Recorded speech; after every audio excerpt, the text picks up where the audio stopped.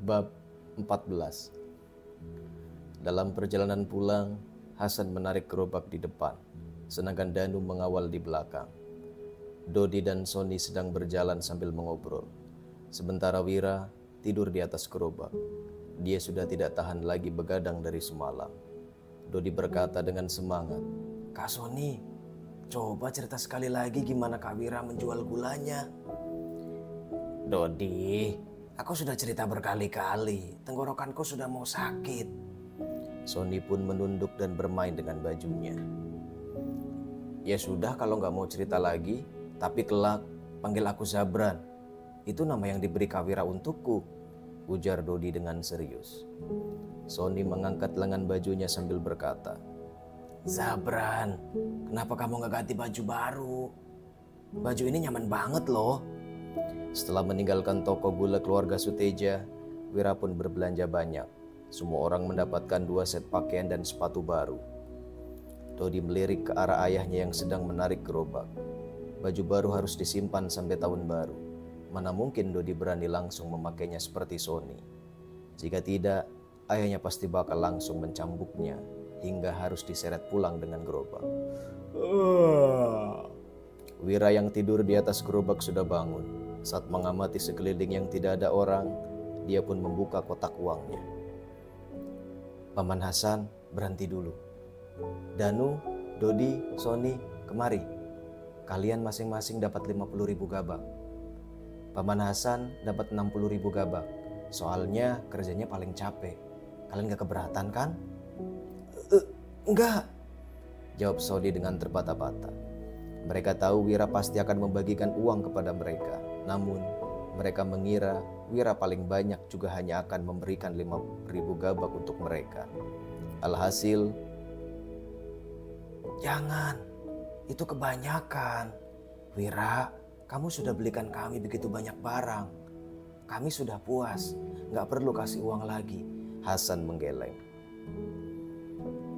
Jika Danu dan Dodi masing-masing mendapatkan 50.000 gabak dan dirinya mendapat 60.000 gabak, totalnya sudah 160.000 gabak.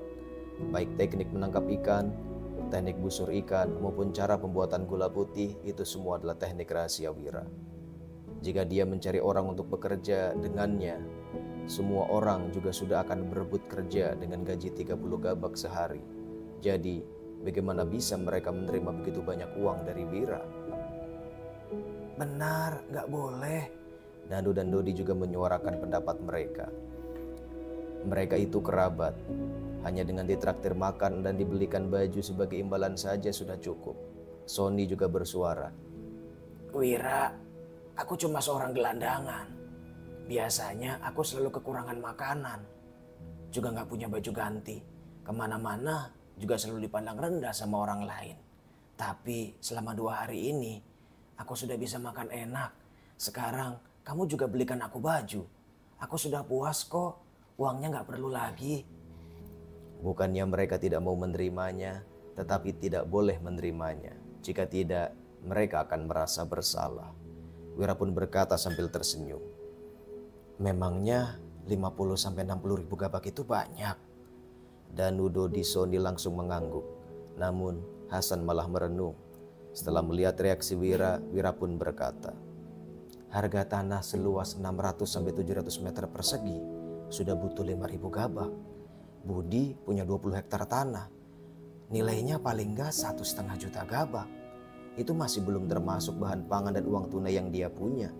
Kalau mereka begitu kaya, uang ini termasuk apa?" Keempat orang itu langsung terkejut dan menggaruk setelah mendengar ucapan Wira. 600.000 gabak memang terlihat banyak, tetapi sebenarnya masih tidak bisa dibandingkan dengan kekayaan Budi. "Tapi asalkan tetap berupaya keras, kita pasti bisa segera melampaui mereka," Wira berkata dengan senyum usil. "Kelak, kita bahkan bisa dapat 6 juta atau 60 juta gabak." 6 juta atau 60 juta gabak? Sony menggaruk kepalanya sambil termenung. Sony hanya tahu hitungan sampai ribuan, sedangkan puluh ribuan menandakan sangat banyak, namun dia tidak tahu spesifik jumlahnya. Danu dan Dodi hanya melongo, sementara Hasan yang selalu bersikap tenang juga terlihat terkejut. Aku kasih uang ini untuk kalian, bukan suruh kalian berfoya-foya sembarangan. Wira memasukkan batang perak ke tangan mereka berempat lalu berkata dengan serius. Sony, Danu, Dodi, kalian sudah dewasa dan cukup umur untuk menikah. Pakai uang ini untuk bangun rumah, lalu carilah istri yang cantik dan baik. Kalau uangnya gak cukup, nanti aku kasih lagi. Ingat, harus bangun rumah batu yang punya pekarangan. Nanti aku bantu desain rumahnya. Kalau kalian bangun gubuk jerami, gak usah ikut aku lagi kelak. Menikah? Bangun rumah batu? Tanya Sony dengan terkejut. Kemudian dia tiba-tiba menangis dan berlutut. Wira, nyawaku ini sudah jadi milikmu. Kelak, kamu mau suruh aku bunuh orang juga boleh. Sony tidak pernah membayangkan bahwa dirinya bisa memakan nasi dengan lauk, minum alkohol, pakai baju bagus, bangun rumah batu dan menikah. Namun, impian yang terasa jauh ini sudah tercapai dengan hanya bekerja untuk Wira selama 2 hari. Kami juga, seru Danu dan Dodi bersamaan. Meskipun Hasan tidak berbicara, dia mengangguk ringan sambil menatap uang perak di tangannya. Biasanya, penduduk desa sudah menikah di usia 13-14 tahun. Danu dan Dodi sudah mencapai usia itu. Mereka juga sudah pernah mencoba mencari pasangan, tetapi tidak ada gadis yang bersedia setelah mendengar keadaan keluarga mereka. Hasan juga ingin mendapatkan uang untuk membangun beberapa rumah agar kedua putranya bisa menikah. Namun dalam beberapa tahun terakhir, Hasan sudah punya tambahan 3 orang anak. Kedua putra yang belajar bela diri darinya juga punya nafsu makan yang besar. Mereka sudah kerja keras selama beberapa tahun, tetapi uang yang terkumpul masih 3.000 gabak. Entah kapan mereka baru bisa mengumpulkan cukup banyak uang agar bisa menikah. Sekarang, kedua putranya sudah bisa langsung menikah dengan 160.000 gabak ini. Wira memapah Sony untuk berdiri lalu berkata, buat apa bunuh orang? pokoknya kita berusaha saja untuk kerja dan hasilkan uang supaya kehidupan kita bisa jadi makin baik. Keempat orang itu langsung mengangguk dengan yakin. Mereka sudah merasa cukup senang apabila bisa hidup berkecukupan.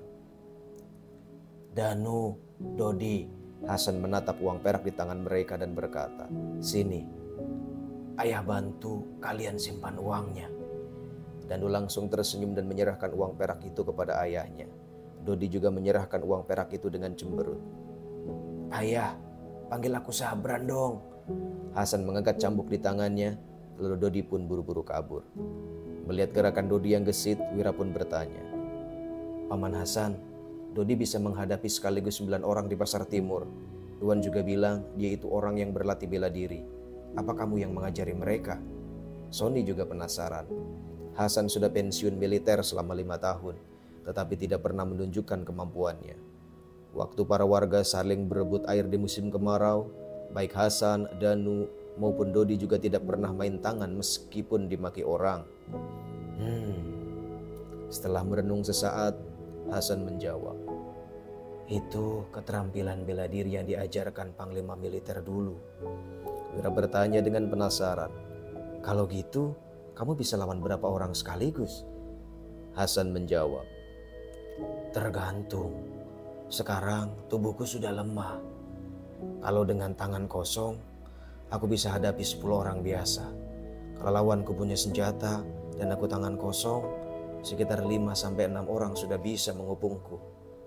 Kalau yang berlatih bela diri, 3 orang saja sudah bisa menangkapku.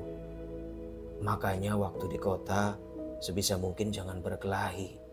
Orang-orang di sana punya senjata, bisa bahaya kalau dikepung. Wira memandang ke langit lalu berkata, ayo jalannya cepat sedikit. Kita harus sampai rumah sebelum gelap. Kalau enggak, Budi pasti datang tagih utang. Aku takut dia bertindak sembarangan ke Wulan kalau tahu dia sendirian di rumah. Puk, puk, puk. Ada 4 orang bawahan Budi yang menendang pintu rumah Wira. Budi berteriak, Wira, buka pintunya. Sudah saatnya kamu bayar hutang. Jangan sembunyi lagi. Cepat keluar dan jadilah budakku. Selain itu, suruh istrimu mandi yang bersih. Hari ini aku mau menidurinya. Hahaha. Wulan sudah menggunakan sebatang kayu untuk menahan gerbang rumah mereka. Mau jual ikan untuk bayar hutang? Budi tersenyum mengejek lalu melanjutkan. Mana mungkin segampang itu bisa mendapatkan 40.000 gabak. Jangan menipuku lagi. Cepat buka pintu dan bayar hutangnya. Kalau enggak, aku dobrak ya. Puk puk puk. Keempat bawahan itu mulai mendobrak.